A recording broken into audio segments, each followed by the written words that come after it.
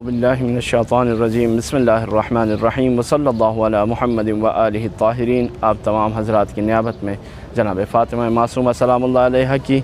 بارگاہ میں سلام عرض کرتے ہیں۔ السلام علیکم یا بنت ولی اللہ، السلام علیکم یا اخت ولی اللہ، السلام علیکم یا بنت الحسن والحسین، السلام علیکم یا بنت موسیٰ بن جعفر فاطمہ المعصومہ ورحمۃ اللہ وبرکاتہ۔ اور تمام مومنین کی نیابت میں ولادت امام حسن مجتبیٰ کی تبریک اور تہنیت جناب فاطمہ معصومہ کی بارگاہ میں عرض کرتے ہیں۔ السلام علیکم یا ابا محمد یا حسن ابن علی۔ آپ تمام حضرات کی خدمت میں ولادت با سعادت حضرت امام حسن مجتبیٰ علیہ السلام بہت بہت مبارک ہو۔ 15 ماہ مبارک رمضان کی وہ تاریخ جب جناب سیدہ کی آغوش میں نور الہی کا ایک ٹکڑا روشن ہوا۔ پروردگار سے دعا ہے کہ امام حسن علیہ السلام کے صدقے میں تمام مریضوں کو شفائے عاجل و کامل عطا فرمائے۔ سوال یہ پیدا ہوتا ہے کہ کیوں امام حسن پر بزدلی یا ان کے جنگ نہ کرنے کو لے کر آج دشمن اہل بیت اتنا بے تاب ہے اور اسی الزام کو ہمارے جوانوں کے دلوں میں اتار رہا ہے اور ان کے دماغ میں بھر رہا ہے کہ امام حسن نے جنگ نہیں کی، امام حسین نعوذ باللہ من ذالک معاویہ سے لعنت اللہ علیہ سے ڈر گئے اور انہوں نے جنگ کے بجائے صلح کر لی۔ نہیں، کچھ وجوہات تھی، ہم آپ کی خدمت میں وہ وجہ بتائیں گے کہ جن کی بنیاد پر اگر ایک رشید ہو، سردار ہو اور بہترین سردار ہو جو جنگ کی سرداری کو بہت اچھی طریقے سے جانتا ہو تو اس کا رد عمل بھی یہی ہوگا، نہ کہ امام حسن۔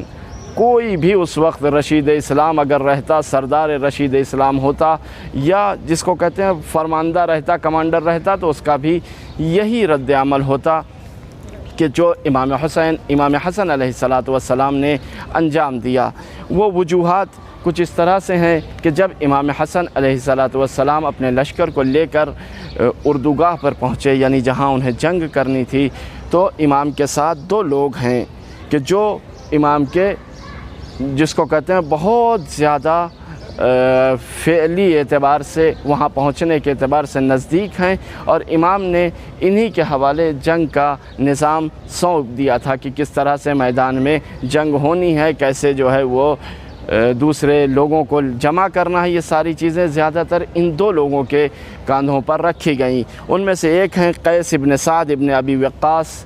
اور دوسرا نام جو ہے عبید اللہ ابن عباس کا ہے، یعنی جو ہم عبداللہ ابن عباس جنہیں حبر الامہ کہا جاتا ہے ان کا نہیں بلکہ ان کے بھائی کا۔ عبید اللہ ابن عباس کے انڈر میں تقریباً 35,000 کے آس پاس کا لشکر ہے جس کا اختیار عبید اللہ کو ہے۔ تو یہ 2 لوگ ہیں جن پر امام حسن علیہ السلام جنگ کا جو نظام ہے ان دونوں کے بھروسے نظام کو رکھتے ہیں اور جنگ کی تیاری کرتے ہیں۔ اب یہ 2 لوگ جو ہیں وہ ان میں سے ایک امام کے ساتھ رہ جاتے ہیں لیکن پھر بھی وہ مشکوک رہ جاتے ہیں۔ دوسرا جو ہے شخص وہ عبید اللہ ابن عباس ہے۔ تو پہلی وجہ ہے عبید اللہ ابن عباس کی خیانت، سکوں کی کھنک۔ آج کے دنیا میں ہم اپنے محلے میں، اپنے معاشرے میں دیکھ سکتے ہیں کہ سکوں کی کھنک کسی کو بھی کسی جگہ سے اٹھا سکتی ہے اور کسی بھی طرح کا انحراف اور جس کو کہتے ہیں انحراف آپ کہیں یا بدعملی کے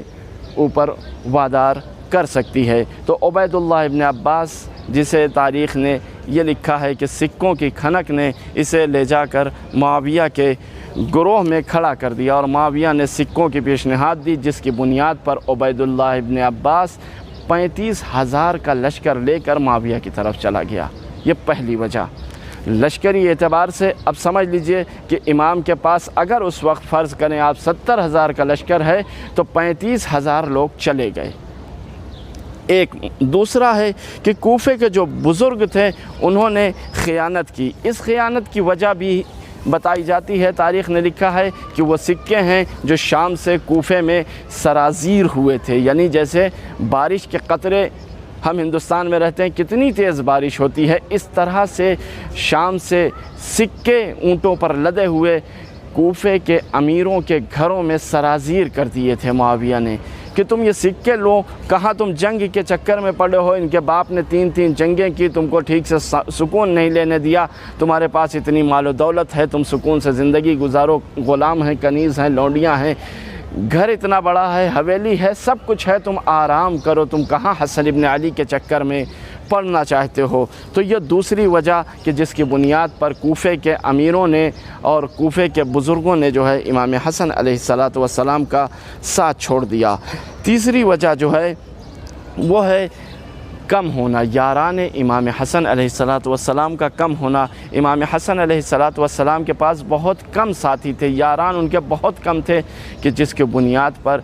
جہاں معاویہ 1 لاکھ سے زیادہ کا لشکر لے کے آیا ہے، وہاں امام کے ساتھ چند ہزار لوگ صرف رہ گئے ہیں۔ تو اس صورت میں بھی یہ چوتھی وجہ بنتی ہے کہ جس کی بنیاد پر امام نے جنگ کے فیصلے کو بدل دیا اور جنگ کو صلح میں تبدیل کر دی۔ یہ وجہ تھی کہ صلح کرنے پر امام اس طرح سے مجبور ہوئے، یعنی تحمیل کر دی گئی، لاد دی گئی امام کے اوپر صلح۔ اور اس کے بعد ایک وجہ اور جو ہے وہ تاریخ نے جو لکھی ہے وہ وجہ ہے اشعث بن قیس کندی کا۔ اب ان میں بہت سے لوگ ایسے ہیں کہ جو کچھ مال و زر کی لالچ میں آئے ہیں، کچھ مال و مقام کی، جیسے اسی نام کو جو میں نے آپ کی خدمت میں عرض کیا، اشعث بن قیس کندی، یہ اس لیے آیا ہے کہ یہ امام حسن کے ساتھ ہے، اس لیے ہے کہ امام حسن کو حکومت مل جائے گی، ہم کو عمارت مل جائے گی، یا ہم کو اسٹیٹ مل جائے گا، فلاں اسٹیٹ میں ہم کو حاکم بنا دیا جائے گا، CM بنا دیا جائے گا، امام حسن اپنا حاکم رہیں گے، ہم لوٹیں گے، کھائیں گے پبلک کو، یہ ہمارا جو رویہ ہے وہ رہے گا، ادامہ پیدا کر جائے گا۔ تو یہ 4-5 وجہ ہیں کہ جن کی بنیاد پر امام حسن علیہ السلام نے اس جنگ کو جسے وہ معاویہ کے ساتھ کرنا چاہ رہے تھے اسے صلح سے تبدیل کر دیا۔ اور اس کے بعد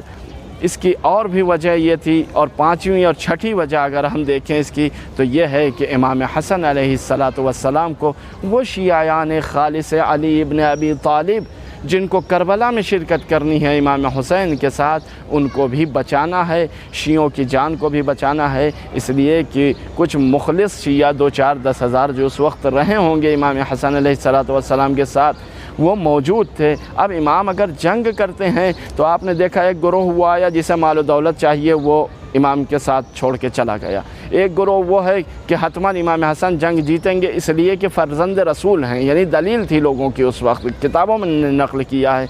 کہ امام حسن حتماً جنگ جیتیں گے، لہٰذا ہم کو مقام ملے گا، ہم کو ریاستیں ملیں گی، ہم کو ضلع مل جائیں گے، ہم کو جس کو کہتے ہیں ایالتیں مل جائیں گی، ہم حکومت کریں گے، عمارت ملے گی ہمیں۔ ایک گروہ وہ ہے جو صرف معاویہ کے دشمنی میں آیا ہے، امام حسن سے ان کا کوئی لینا دینا نہیں ہے، وہ صرف اور صرف اس لیے آئے ہیں کہ معاویہ کو ہرا دیں اور شامیوں کو شکست دیں۔ تو یہ بھی اس طرح سے اب جب امام حسن نے صلح کر لی تو یہ سب امام کے خلاف ہو گئے تقریباً، اور اس کے بعد جو ہے آخر وقت میں جس طرح سے تاریخ نے لکھا ہے امام حسن کے خیمے پر ٹوٹ پڑے یہ لوگ، اور اس کے بعد امام حسن کے پیر کے نیچے کی چٹائی تک کو کھینچ کے لے کر چلے گئے اور امام تنہا رہ گئے۔ ایک خنجر امام کو زہرآلود بھی لگا پیر میں۔ تو اس طرح سے امام حسن نے آخری راہ جو یہ طے کی کہ مومنین کو بچانے کا آخری راستہ جو ہے، جو امام کا وظیفہ ہے اور امام کی ذمہ داری اور رسپانسبلٹی ہے کہ امام مومنین کی حفاظت کرے، تو امام نے آخری راستہ صلح کا اختیار کیا۔ اور یہ صلح کوئی عجیب چیز نہیں ہے، پیغمبر نے اس سے پہلے صلح حدیبیہ انجام دیا، مدینہ میں کئی عدد صلح پیغمبر نے کئی قبائل کے ساتھ جنگ کے بجائے صلح کا راستہ اختیار کیا۔ تو اس طرح سے امام حسن نے اپنے جد بزرگوار حضرت محمد مصطفیٰ صلی اللہ علیہ وآلہ وسلم کی سیرت پر چلتے ہوئے جنگ کو چھوڑ کر صلح کا راستہ اختیار کیا۔ وصلی اللہ علی محمد وآلہ الطاہرین، اللہم صلی علی محمد وآل محمد وعجل فرجہم۔